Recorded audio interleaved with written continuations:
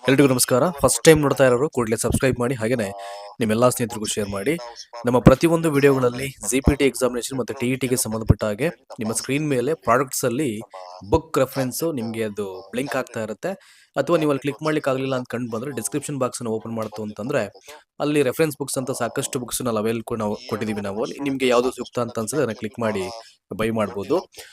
Education minister ಆದಂಥ ಮಧು ಬಂಗಾರಪ್ಪನವರು ಒಂದು latest press ಮೀಟನ್ನು ಕರೆದಿದ್ರು. So ಅಲ್ಲಿ ಅವರು ಬಹಳ ಪ್ರಮುಖವಾಗಿ ಈ ಟೀಚರ್ ರಿಕ್ರೂಟ್ಮೆಂಟ್ಗೆ ಸಂಬಂಧಪಟ್ಟ ಹಾಗೆ, ಅಥವಾ ಈಗೇನು ಮೊನ್ನೆ ಕಂಡಕ್ಟ್ ಆಗಿತ್ತು ಡಿಸೆಂಬರ್ ಮಂತಲ್ಲಿ ಒಂದು TET ಎಕ್ಸಾಮಿನೇಷನ್ನು, ಅದಕ್ಕೆ ಸಂಬಂಧಪಟ್ಟ ಹಾಗೆ ಒಂದಷ್ಟು ವಿಚಾರಗಳನ್ನು ಅವರು ಪ್ರಸ್ತಾಪ ಮಾಡಿರುವಂತು.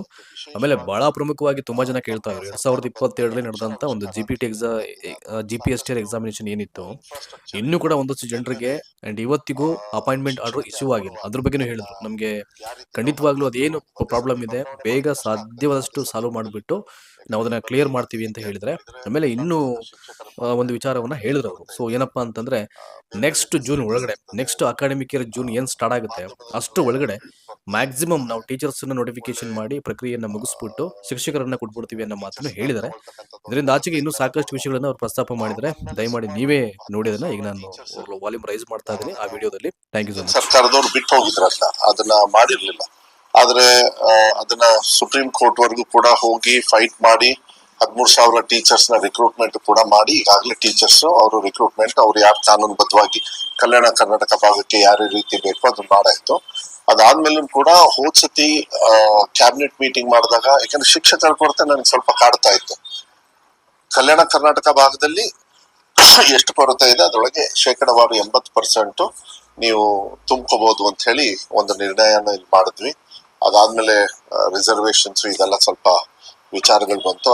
ಆದ್ಮೇಲೂ ಕೂಡ ಈಗ ಮೊನ್ನೆ ಡಿಸೆಂಬರ್ 6ನೇ ತಾರೀಕು ನಾವು TETಯನ್ನ ಮಾಡಿ ಕಲ್ಯಾಣ ಕರ್ನಾಟಕಕ್ಕೆ ಭಾಗಕ್ಕೆ ಜಾಸ್ತಿ ಹೆಚ್ಚು ಕಮ್ಮಿ ಈ 11,000ದಲ್ಲಿ ಸುಮಾರು 5,000 ಚಿಲ್ಡ್ರೆ 5,800 ಬರೀ ಕಲ್ಯಾಣ ಕರ್ನಾಟಕ ಭಾಗಕ್ಕೆ ಸೀಮಿತವಾಗಿ, ಈ 7 ಜಿಲ್ಲೆಗೆ ಸೀಮಿತವಾಗಿ ಈಗಾಗಲೇ TETಯನ್ನ ಕರೀತಕ್ಕಂಥದ್ದು. ಮತ್ತೆ ಇನ್ನ 5,000 ಇನ್ನು ಉಳ್ಕಿರೋ ರಾಜ್ಯ ಮಟ್ಟದಲ್ಲಿ ತಗೊಳ್ತಕ್ಕಂಥದ್ದು.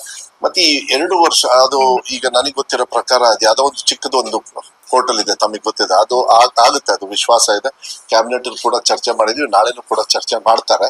ಆದಷ್ಟು ಬೇಗ ಅದೊಂದು ಕ್ಲಿಯರೆನ್ಸ್ ಆದ್ರೆ CET ಮಾಡಿ ಶಿಕ್ಷಕರನ್ನ, ನನ್ನ ಟಾರ್ಗೆಟ್ ಇರೋದು ಎಲ್ಲ ನಮ್ಮ ಪ್ರೋಸೆಸ್ ಎಲ್ಲ ಮುಗಿಸಿ ನೆಕ್ಸ್ಟ್ ಏನು ಮೇಗೆ ಜೂನ್ಗೆ ಅಕಾಡೆಮಿಕ್ ಇಯರ್, ಯಾಕಂದ್ರೆ ಇನ್ನೊಂದು 2 ತಿಂಗಳೊಳಗೆ ಟೀಚರ್ಸ್ ಇವ್ರು ಯಾರನ್ನೂ ತಗೊಳಕ್ ಆಗೋದಿಲ್ಲ ಕೆಲಸಕ್ಕೆ. But at least next academic year ಒಳಗೆ ಮಕ್ಕಳು ಶಾಲೆಗೆ ಹೋಗೋಷ್ಟಿಗೆನೆ ಇವ್ರು 100% ಶಿಕ್ಷಕರು ಟೀಚಿಂಗ್ ಹೋಗ್ತಕ್ಕಂಥದ್ದು ವ್ಯವಸ್ಥೆಯನ್ನ. ಮತ್ತು ಹೋದ್ ಸತಿ ಇನ್ನೊಂದು ಮನೆ ಮುಖ್ಯಮಂತ್ರಿಗಳಿಗೆ ನಾನು ಮನವಿ ಮಾಡಿದ್ದೆ, ಶಿಕ್ಷಕರು ಇಲ್ಲ ಅಂದಾಗ ಅತಿ ಶಿಕ್ಷಕರು ಕ್ವಾಲಿಫೈಡ್ ಸ್ವಲ್ಪ ತುಂಬಾ ಕಮ್ಮಿ ಕೊಡ್ತೀವಿ. ಮೊನ್ನೆ ಲಾಸ್ಟ್ ಬಜೆಟ್ ಅಲ್ಲಿ 2,000 ರೂಪಾಯಿ ಮಾತ್ರ ಜಾಸ್ತಿ ಮಾಡಿದ್ವಿ. ಅದು ಸಡನ್ ಆಗಿ ಮಾಡೋದಕ್ಕೂ ಆಗೋದಿಲ್ಲ, ಆರ್ಥಿಕ ಹೊರೆ ಬಂದ್ಬಿಡ್ತದೆ ಕೆಲವು ಸತಿ. ಆದ್ರೆ ಪೈಲಪ್ ಆಗಿರ್ತಕ್ಕಂಥ ಸುಮಾರು 51-52,000 ಶಿಕ್ಷಕರ ಕೊರತೆ ಇವತ್ತು ಕೂಡ ನನಗೆ ಕಾಡ್ತಕ್ಕಂಥದ್ದು. ಆದ್ರೆ ಅದನ್ನ ಹಿಂದಿನ ವ್ಯವಸ್ಥೆಯಲ್ಲಿ ಏನ್ ಮಾಡೋರು, ಫಸ್ಟ್ ಸ್ಕೂಲ್ ಶುರು ಆದಾಗ ಒಂದು ಕಂತು, ಒಂದು 15,000 ಜನರು, ಅದಾದ್ಮೇಲೆ ಇನ್ನೊಂದು 15,000 ಜನರು, ಈ ತರ ತಗೊಳ್ಳೋರು ಟೀಚರ್ಸ್ನ.